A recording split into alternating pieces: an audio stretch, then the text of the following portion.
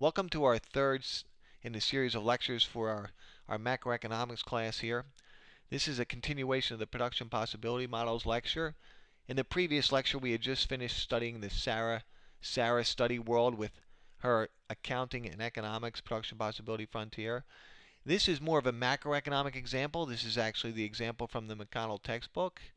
So we are going to employ the same exact information from the textbook for this video series.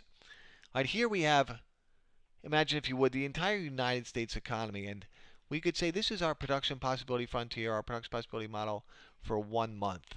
So remember, any economy is limited when it comes to economic resources. We only have so much land, capital, labor, and entrepreneur ability. So the purpose of this model, again, is to demonstrate first our limitations of production, and then choices and cost, and then potentially economic growth in the future. And along with that, we'll also talk about economic efficiency. So that's the 4 purposes of our model. We're just reviewing that concept. So here we have 2 types of goods, pizzas and robots, industrial robots. Now, you say, hey, now, how can we make sense of an entire economy with just 2 goods, pizzas and robots? Well, remember, one of our 4 assumptions of all production possibility frontiers was that we were producing 2 goods. But I said in an earlier lecture that these 2 goods could be broadly defined, and here's exactly what I mean in this example. Pizzas are consumer goods, so it represents all consumer goods. And there are 3 types of consumer goods. There's durable goods, non-durable goods, and services. Durable goods are things like furniture and televisions, things that last quite a long time. They're typically rather costly expenditures. Non-durable goods are things like shampoo and toilet paper and clothing, which don't last quite that long. And then services. Services can be healthcare services, or getting your car repaired, or going to the beautician and getting your hair done. All of those are services, and the vast majority of our spending is on services in the United States as consumers. Industrial robots. Well, and one more thing about consumer goods. Consumer goods satisfy economic wants immediately. So consumer goods are things that we like. They satisfy economic wants immediately. Now, industrial robots, these are capital goods. Machines, equipment, tools, manufactured aids that can be used in the productive process. And capital goods, they satisfy economic wants indirectly and over time. Indirectly and over time. So it doesn't matter if it's a small or medium-sized business or a very large firm. Capital goods, it could be a piece of software used by a finance firm trying to track stocks and develop some type of evaluation models to figure out when to buy and sell stocks, or it could be a rather costly piece of equipment that is employed by a very large multinational firm like Caterpillar, who might be making earth movers. So, industrial robots, that encompasses all capital goods. So let's bring up our 5 points here. We have A, B, C, D, and E. And in theory, along a curve, there are an infinite number of points, but it just makes it much easier to teach the economics by identifying 5 points, keeping the numbers simple, and going from there pretty much. So again, it says pizzas in hundreds of thousands and industrial robots in thousands. Let's just stick with the numbers that are on our A, B, C, D, and E points. It's much easier to teach the economic lessons, and that's what we're here for anyway.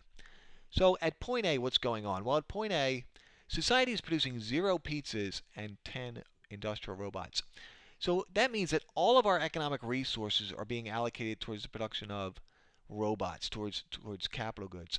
So there's no land, capital, labor, or entrepreneur ability right now dedicated to pizzas, to consumer goods.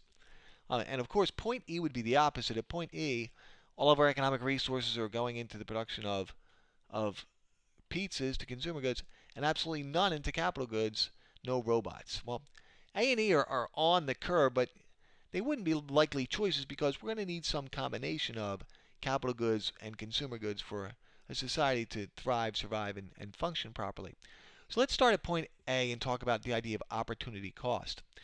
If we're at point A and we say, okay, we want to shift some of our resources away from producing industrial robots, we want to make some pizzas. Well, obviously, if we dedicate some land and labor and some capital into the production of pizzas, we go from point A to point B. We do get one pizza.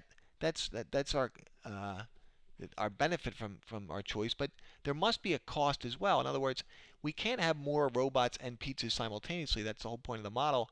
So what was the opportunity cost of that first unit of pizzas? Well, to move from 0 pizzas to 1 pizza, we lost a robot. We went from 10 to 9. So the opportunity cost of the first unit of pizzas is 1 robot. What about that second unit of pizzas? What if we move from B to C? Well, again, we gain another pizza. We go from 1 to 2, but look what happens when we not want another consumer good. This time we have to give up 2 capital goods. Industrial robot production falls from 9 to 7. Right? And we're going to see this along the curve. As we move from C to D, we gain another pizza, but this time it cost us 3 robots. And that final move from D to E, where we go from 3 to 4, we get 1 more consumer good, but this time it cost us 4 capital goods. Well, first of all, this is called the law of increasing opportunity cost. In other words, every time we want more of one type of good, it costs us increasingly more of the other item. And why is this? Well, in the short run, economic resources are not readily adaptable, changeable, or shiftable. In other words, if you think about labor that has been allocated towards producing robots for quite some time, in the beginning you might find some people who could quickly pick up how to produce consumer goods. But after that, people are going to have to be retrained. And likewise, factories are going to have to be refabricated in order to produce different types of goods. It doesn't matter where along the curve we're producing, we are still achieving full employment. In other words, we're putting to use all of our available resources. But this is very much unlike the Sarah study world. In the Sarah study world, that was one person performing 2 highly similar tasks.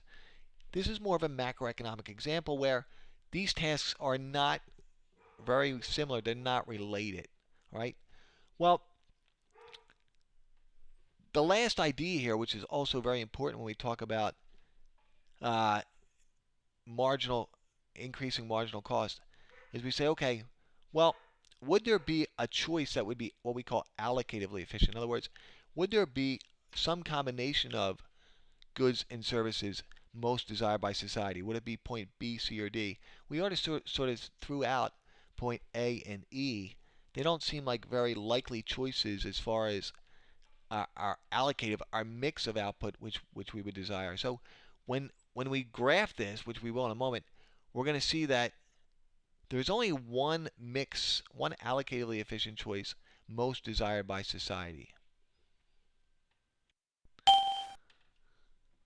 Well, we're back to our production possibility model here, and up top we have our data A, B, C, D, and E, and I don't think it's that difficult for us to figure out how to graph this curve.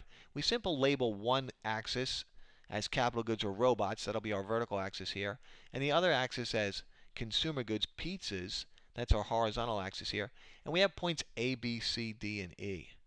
Right? So at point A we have 0 production of pizzas and 10 units of robot production, and at point E we have 4 units of pizza production and 0 robot production. So that's A and E, and then we just fill in the other B, C, and D. I think this is a pretty simple, straightforward idea, right? So let's look at the next slide where we bring this together. All right, and again, we have the same stuff graphed here. We just have robots and pizzas, and now let's connect our dots, right? Well, let's bring up A, B, C, D, and E, and let's actually draw the curve.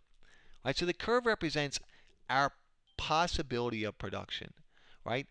Our possibility of production. Anywhere along that black line, we are achieving full employment. In other words, we're putting to use all of our available resources.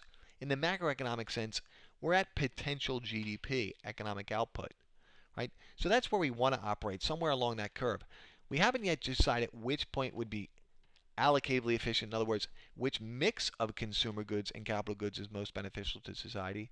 But we have at least graphed the curve and said, okay, what does this tell us about economics? It tells us our limitations. We also know that we can't have more consumer goods without giving up capital goods and vice versa. Anytime we want capital goods, we have to give up consumer goods.